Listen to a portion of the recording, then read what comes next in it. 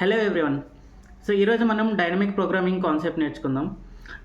అసలు ఈ dynamic programming అంటే ఏం లేదండి, just it's a programming technique to solve the complex problem. అంటే ఒక పెద్ద ప్రాబ్లం ఉంటుంది, దాన్ని సాల్వ్ చేసుకోవడానికి మనం యూజ్ చేసే ఒక ప్రోగ్రామింగ్ టెక్నిక్ని డైనమిక్ ప్రోగ్రామింగ్ అంటారు.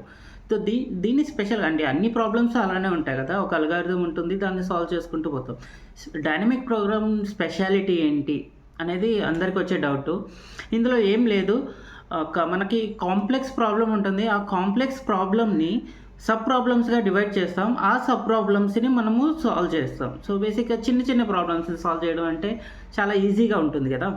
సో అలా చిన్న ప్రాబ్లమ్స్ని సాల్వ్ చేసి నెక్స్ట్ సిమిలర్ ప్రాబ్లం వచ్చినప్పుడు ఆల్రెడీ సాల్వ్ చేసిందని యూజ్ చేసుకుంటాం. ఇది సిమిలర్గా మీకు రికర్షన్ లాగా అనిపిస్తుంది కదా. రికర్షన్కి డైనమిక్ ప్రోగ్రామ్కి ఒక చిన్న తేడా ఉంది. ఈ రికర్షన్లో ఏం చేస్తామంటే, ఒకసారి కాల్ చేస్తే మళ్ళీ నెక్స్ట్ టైం కాల్ చేసినప్పుడు వేరియబుల్స్ అవన్నీ మళ్ళీ డిక్లేర్ చేస్తుంది. సో అంత ఎఫిషియెంట్గా ఉండదు ప్రోగ్రామ్. ఎలా అంటే మళ్ళీ కాల్ చేస్తుంది, ఫంక్షన్ని మళ్ళీ కాల్ చేసినప్పుడు దాంట్లో యూజ్ చేసిన వేరియబుల్స్ని అండ్ యూజ్ చేసిన మెమరీ అవంతా మళ్ళీ రీక్రియేట్ అవుతాయి. సో అలా రీక్రియేట్ అవ్వడం వల్ల ప్రోగ్రామ్ అనేది స్లో డౌన్ అవుతుంది. సో మనం డైనమిక్ ప్రోగ్రామింగ్ ఎగ్జాంపుల్స్ చెప్పుకునేటప్పుడు దీని గురించి మళ్ళీ ఇంకోసారి డెప్త్గా చూద్దాం. సో బేసిక్గా ఈ డైనమిక్ ప్రోగ్రాంలో 2 టైప్స్ ఆఫ్ అప్రోచెస్ ఉంటాయి. ఒకటి వచ్చి top down approach and second one వచ్చి బాటమ్ అప్ అప్రోచ్. సో ఈ టాప్ డౌన్ అప్రోచ్ అనేది మెమోయిజేషన్ అనే కాన్సెప్ట్ని బేస్ చేసుకొని వర్క్ అవుతుంది. అండ్ బాటమ్ అప్ అప్రోచ్ అనేది టేబులేషన్ అనే కాన్సెప్ట్ని యూజ్ చేసుకొని వర్క్ అవుతుంది. సో ఇప్పుడు మనము ఈరోజు మెమోయిజేషన్ అనే చిన్న కాన్సెప్ట్ని నేర్చుకుందాం. నేను ఒక సింపుల్ ప్రోగ్రామ్ చెప్పి దాని ద్వారా ఎక్స్ప్లెయిన్ చేస్తాను, అసలు ఏంటి డైనమిక్ ప్రోగ్రామింగ్, ఎలా యూజ్ అవుతుంది, ఎంత ఎఫెక్టివ్గా ఉంటుంది అనేది మనం ఒక ప్రోగ్రామ్ చూస్తే మనకి ఇంకా ఈజీగా అర్థమవుతుంది. సో ఇప్పటివరకు డైనమిక్ ప్రోగ్రామింగ్ అంటే చాలా టఫ్ అనుకునే వాళ్ళందరూ జస్ట్ ఈ వీడియోస్ చూడడం వల్ల మీకు ఇంత ఈజీగా ఉంటుందా అనిపిస్తుంది. ఓకే, ఇప్పుడు మనం ఫిబొనాచి సిరీస్ కూడా ఉంది. సో నేను స్టాప్ చేస్తున్నా. సో మీకు ఆ ఎక్స్ప్లెనేషన్ ఇప్పుడు ఇస్తాను. సో ఇక్కడ మనకి ఫిబ్ ఆఫ్ 5 కావాలంటే ఫిబ్ ఆఫ్ 4ని కంప్యూట్ చేస్తుంది అండ్ ఫిబ్ ఆఫ్ 3ని కంప్యూట్ చేస్తుంది. అండ్ ఫిబ్ ఆఫ్ 4 కావాలంటే ఫిబ్ ఆఫ్ 3ని కంప్యూట్ చేస్తుంది అండ్ ఫిబ్ ఆఫ్ 2ని కంప్యూట్ చేస్తుంది. అండ్ ఫిబ్ ఆఫ్ 3 కావాలంటే ఫిబ్ ఆఫ్ 2ని కంప్యూట్ చేస్తుంది, ఫిబ్ ఆఫ్ 1ని కంప్యూట్ చేస్తుంది.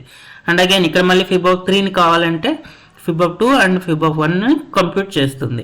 సో ఇక్కడ మీరు అబ్జర్వ్ చేసినట్టయితే ఫిబ్ ఆఫ్ 3 ఇక్కడ కంప్యూట్ అయింది, ఇక్కడ అయింది, అండ్ 2 ఇక్కడ అయింది, ఇక్కడ అయింది, ఇక్కడ అయింది. సో ఇలా మల్టిపుల్ కంప్యూటేషన్స్ ఆల్రెడీ సాల్వ్ చేసింది కూడా మళ్ళీ కంప్యూట్ చేస్తుంది, కాబట్టి అది చాలా టైం తీసుకుంటుంది. అండ్ మీరు ఇందాక అవుట్పుట్ హ్యాంగ్ అవ్వడం కూడా చూశారు. సో ఇక్కడ మనం దీన్ని ఎలా ఓవర్కమ్ చేస్తాము, మెమోయిజేషన్ కాన్సెప్ట్ యూజ్ చేసి ఎలా ఓవర్కమ్ చేస్తాము అనేది నెక్స్ట్ కోడ్లో చూస్తాం మనం.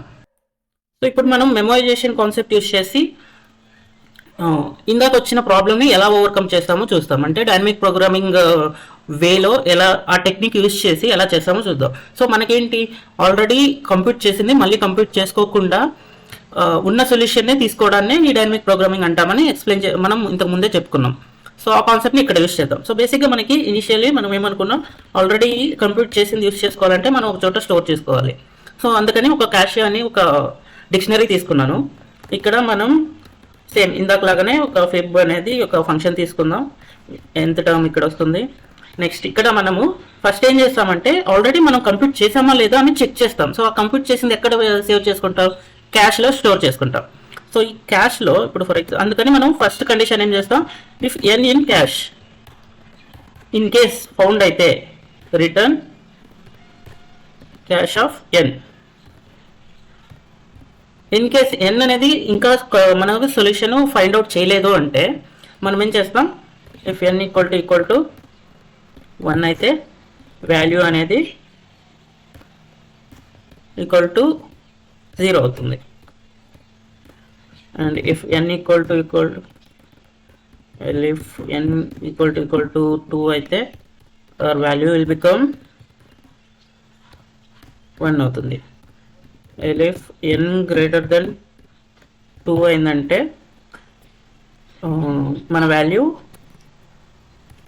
వాల్యూని కంప్యూట్ చేయాలి ఇందాకలాగా. సో ఇప్పుడు ఏమవుతుంది, Feb of n-2 plus Feb of n-1. ఇప్పుడు మనం ఏం చేస్తాం, మనకి వాల్యూ కంప్యూట్ అయిపోయింది, కానీ మనం క్యాష్లో స్టోర్ చేసుకోవాలి ప్రతిసారి. సో ఆ క్యాష్లో స్టోర్ చేసుకునేది ఇక్కడ స్టోర్ చేసుకుందాం.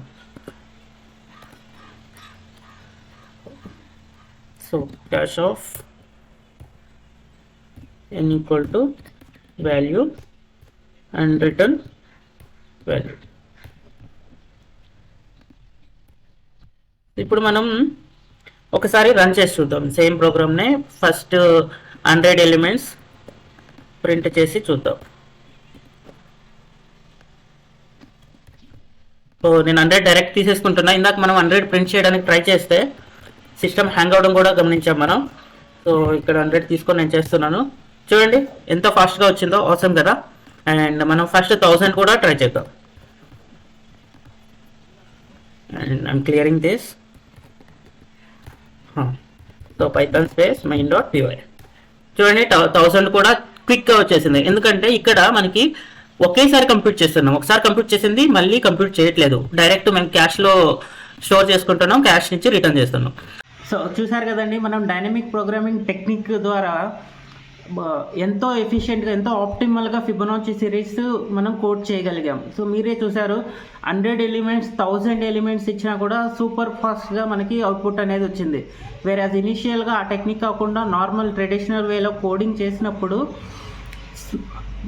50 ఎలిమెంట్స్ కూడా మనకి కంప్యూట్ అవ్వలేకపోయాయి. So this is the advantage of dynamic programming. ఇలాంటి ప్రాబ్లమ్స్ మరెన్నో చేద్దాం మనం డైలీ బేసిస్. సో మీకు డైలీ అప్డేట్స్ కావాలంటే please subscribe to our channel. Thank you.